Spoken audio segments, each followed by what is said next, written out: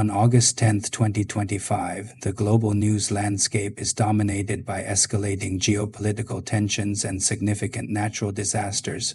Israel is proceeding with a new, broader military offensive in Gaza, drawing international condemnation and prompting an emergency on Security Council session. In Eastern Europe, the war in Ukraine has entered a new phase, with Kyiv launching extensive long-range drone attacks deep into Russian territory, targeting critical infrastructure like oil refineries.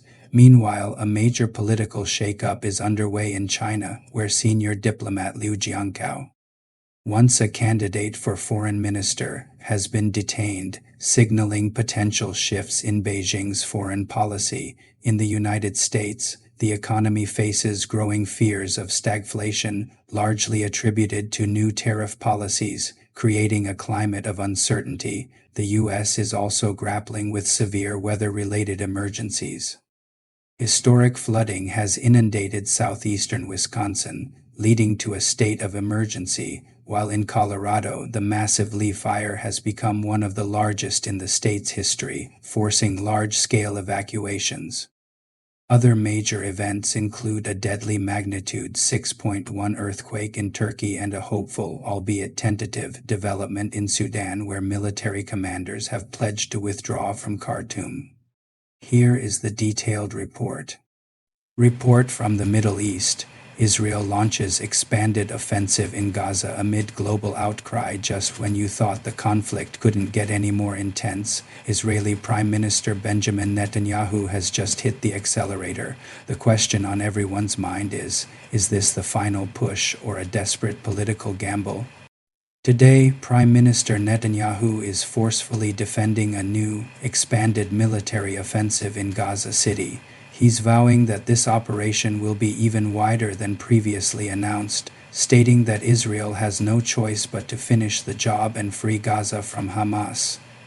This major escalation comes just days after his security cabinet approved the plan, aiming to take over Hamas's remaining strongholds in what he hopes will be a swift conclusion to the war. However, this move has triggered a global firestorm of criticism and concern. Let's be clear, this is an incredibly high-stakes move. On one hand, Netanyahu is framing this as the decisive blow needed to achieve victory, but on the other hand, it looks a lot like a leader under immense pressure, both at home with intense protests against the war's expansion and abroad. The United Nations Security Council is holding an emergency session to address the dire humanitarian crisis, with reports of starvation already emerging from the Gaza Strip. This isn't just a military strategy.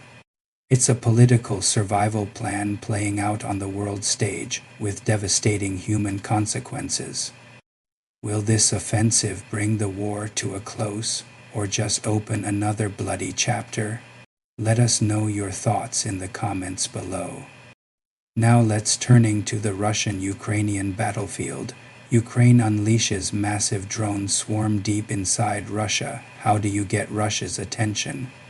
Apparently, you fly a drone 2,000 kilometers and knock on the door of their most valuable oil refineries. Ukraine is officially changing the rules of the game.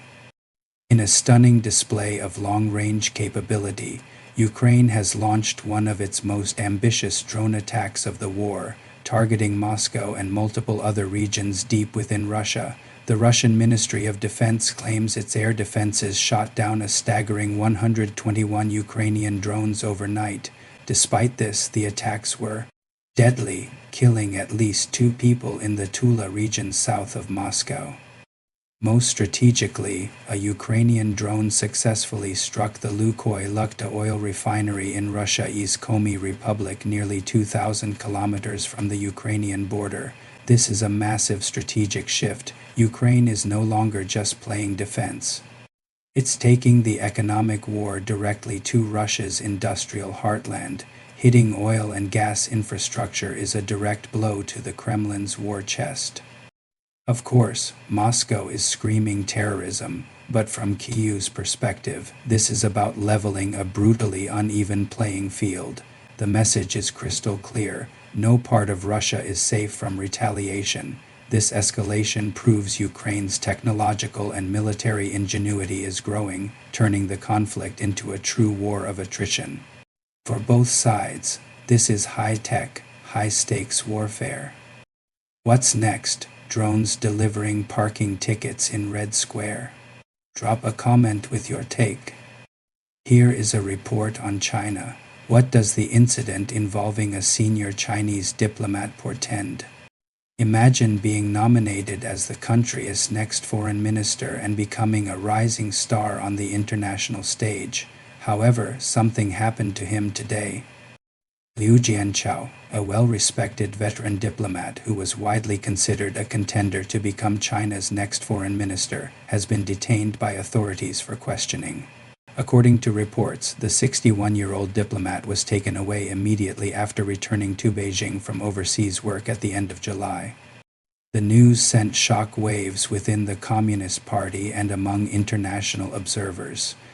This is a typical political event with extraordinary significance. Liu Jianchao is considered a relatively moderate diplomat who has played a key role in stabilizing Sino-US relations.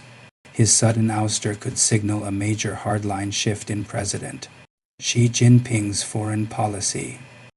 Is this a legitimate anti-corruption investigation, or is Xi Jinping eliminating potential competitors and consolidating his power to face future challenges?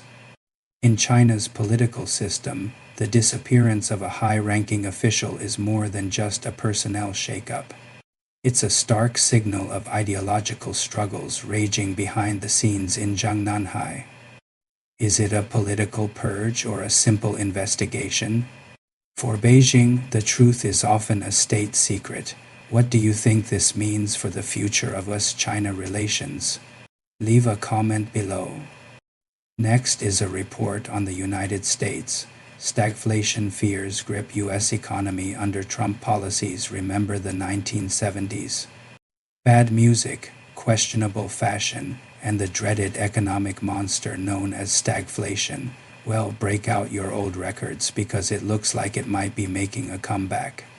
Fears of stagflation, that toxic cocktail of high inflation, high unemployment, and stagnant economic growth, are swirling through the U.S. economy. Many economists and analysts are pointing the finger directly at President Trump's sweeping new tariff policies, which they argue are fueling the problem. While the stock market has been surprisingly resilient so far, major financial institutions are sounding the alarm. Bank of America's research team, for instance, now predicts stagflation instead of a recession and says the Federal Reserve will not be cutting interest rates at all in 2025. Let's break this down. The theory is that tariffs act as a double-edged sword. They raise the cost of imported goods, which fuels inflation, while at the same time disrupting global supply chains and slowing down business investment, which causes economic stagnation. It's the economic equivalent of trying to put out a fire with a bucket of gasoline. While some executives seem to be talking less about a recession, the underlying data has economists worried. It seems the promise of Trumponomics might come with a very painful, stagflationary price tag for the average American. Are we headed for an economic train wreck, or is this just political fear-mongering? Let us know if you're feeling the pinch in your wallet. And finally, a happy ending in the Canadian wilderness. Alright, after all that doom, gloom, and political drama, let's end on a story that will restore a little bit of your faith in humanity, and maybe in good hiking gear. Some genuinely wonderful news out of Canada today. A 39-year-old person who had been reported missing in the vast, rugged wilderness of central British Columbia has been found alive and safe. This is just fantastic. It's so easy to get bogged down by all the conflict and disaster in the world, but stories like this are a powerful reminder of human resilience and the incredible, life-saving work of search and rescue teams. Let's be clear. Getting lost in the BC wilderness is no joke. We're talking about a massive, unforgiving landscape of mountains, forests, and rivers. Finding one person in that enormous expanse is like finding a needle in a continent-sized haystack. It is a true testament to the endurance of the individual who survived and the unwavering dedication of the crews who refused to give up the search. A happy ending in the Great White North. Let's give a massive virtual round of applause to those search and rescue heroes. If this story made you smile, do us a favor and hit that like button, subscribe for more, and we'll see you in the next video.